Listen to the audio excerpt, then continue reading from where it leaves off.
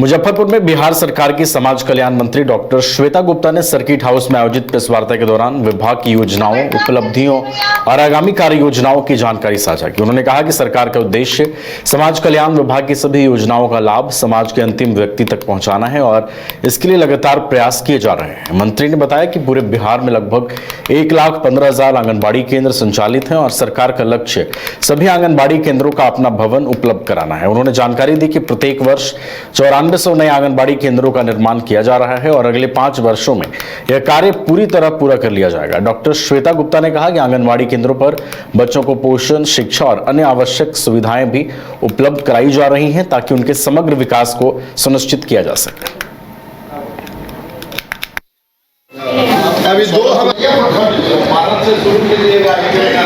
समाज कल्याण विभाग के माध्यम से समाज के हर वर्ग के लिए आपकी कुछ न कुछ योजनाएं चल रही हैं, चाहे वो छोटे बच्चे हों, चाहे वो विधवा महिलाएं हों, चाहे वो बुजुर्ग लोग हों। तो मेरी ये कोशिश रहेगी कि जो योजनाएं चल रही है वो हर व्यक्ति तक पहुंचे।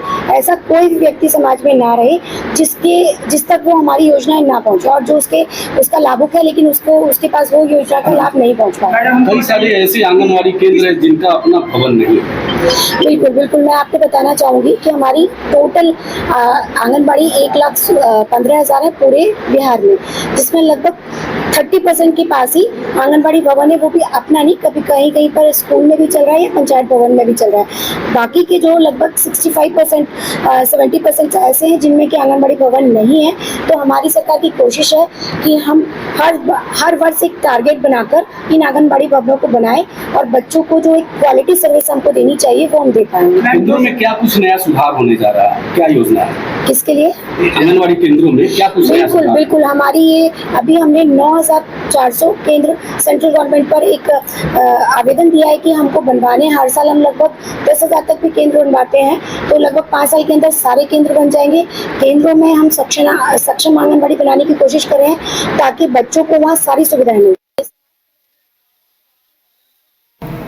रोहतास में मगध रेंज के आईजी विकास वैभव द्वारा संचालित संस्था लेट्स इंस्पायर बिहार ने प्रेस वार्ता कर डेहरी विधायक सोनू सिंह से अपने संबंधों को लेकर स्थिति स्पष्ट की है। संस्था की ओर से रोहतास जिला इकाई के अखिलेश कुमार सिंह ने कहा है कि विधायक सोनू सिंह का संस्था से कोई संगठनात्मक या वित्तीय संबंध नहीं है।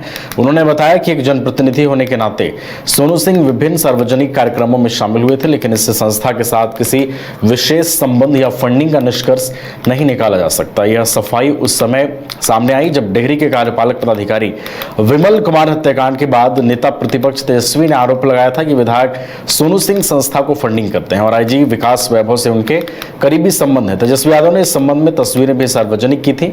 वहीं विमल कुमार की पत्नी ने भी विधायक पर रंगदारी मांगने और मानसिक प्रताड़ना जैसे गंभीर आरोप लगाए हैं। इन आरोपों के बाद उठे सवालों के बीच लेट्स इंस्पायर बिहार ने स्पष्ट किया है कि संस्था का संचालन पूरी पारदर्शिता के साथ होता है और विधायक सोनू सिंह का संस्था से किसी प्रकार का वित्तीय या प्रशासनिक संबंध नहीं है। सोनू सिंह जो डेहरी के विधायक हैं उनको बचाने का काम कर रहे हैं, जबकि इस तरह की कोई मानसा नहीं है। आदरणीय विकास वैभव सर इस तरह का कभी भी कृत्य में कभी भी संलिप्त नहीं पाए जा सकते हैं। अगर उनकी मानसिक स्थिति ठीक नहीं है, उनको राजनीति करना है तो बिहार में अनेक मुद्दा है, उसको लेकर आगे बढ़े।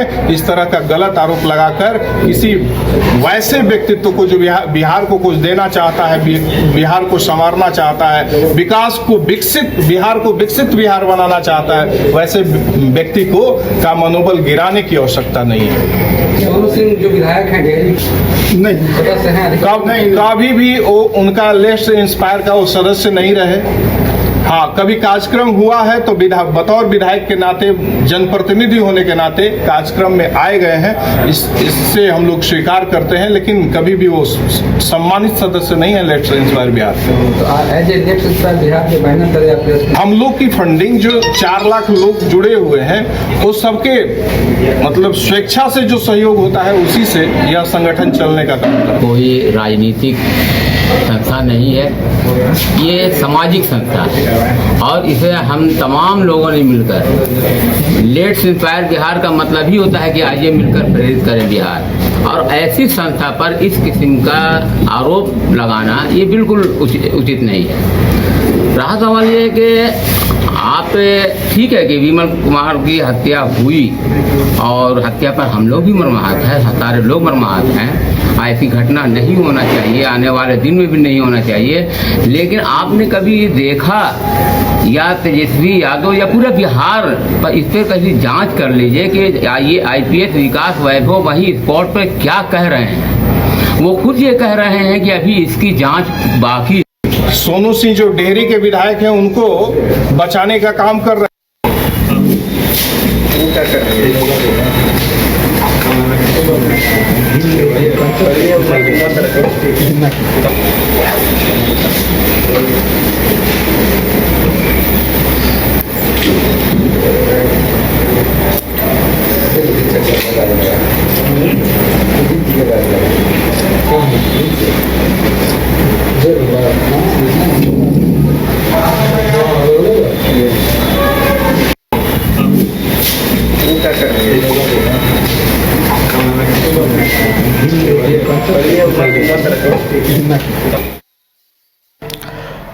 गया पुलिस ने साइबर अपराध के खिलाफ बड़ी कार्रवाई करते हुए शहर के व्हाइट हाउस कंपाउंड रोड स्थित मोती मनी अपार्टमेंट में चल रहे फर्जी कॉल सेंटर का भंडाफोड़ किया है। इस कार्रवाई में अंतर्राज्यीय साइबर ठगी गिरोह के 9 आरोपियों को दबोचा गया है। पुलिस ने मौके से 15 फोन, 6 लैपटॉप, 22 ATM, क्रेडिट और डेबिट कार्ड, 500 GB के hard disk, wifi machine, laptop charger, mouse, notebook और नकदी भी बरामद की है। SSP सुशील कुमार ने बताया कि गुप्त सूचना के आधार पर गठित विशेष टीम ने छापेमारी की, जहां आरोपी ऑनलाइन शॉपिंग कंपनियों के फर्जी कस्टमर केयर अधिकारी बनकर लोगों को कॉल कर रहे थे। आरोपी एनीडेस्क, अल्ट्रा व्यूवर और अन्य रिमोट एक्सेस एप्लीकेशन के जरिए पीड़ितों के मोबाइल और कंप्यूटर का नियंत्रण हासिल करते थे। इसके बाद फर्जी ID बनाकर बैंक खातों और गोपनीय जानकारी तक पहुंच बनाते थे और OTP और लिंक के माध्यम से खातों से रकम निकाल लेते थे। प्रारंभिक जांच में सभी आरोपी पश्चिम बंगाल के कोलकाता निवासी पाए गए हैं, जो किराए के फ्लैट से संगठित साइबर ठगी नेटवर्क का संचालन कर रहे थे। पुलिस पूरे नेटवर्क और इससे जुड़े अन्य लोगों की तलाश में जुटी है।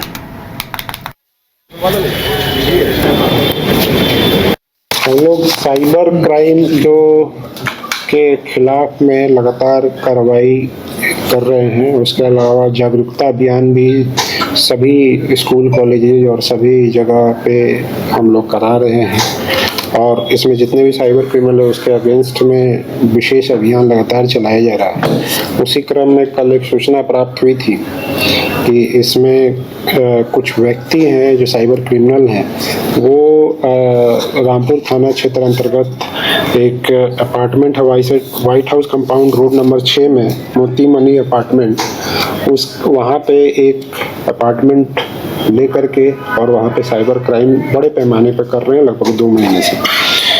इसकी सूचना की सत्यता के लिए नगर पुलिस अधीक्षक के नेतृत्व में एक टीम बनाई गई, जिसमें DIU की टीम और रामपुर थाना अध्यक्ष और उनकी टीम, उनके थाना के ऑफिसर्स को उसमें लगाया गया। रेड किया गया, वहाँ पे विधिवत रेड की गई वीडियोग्राफी के अंदर में।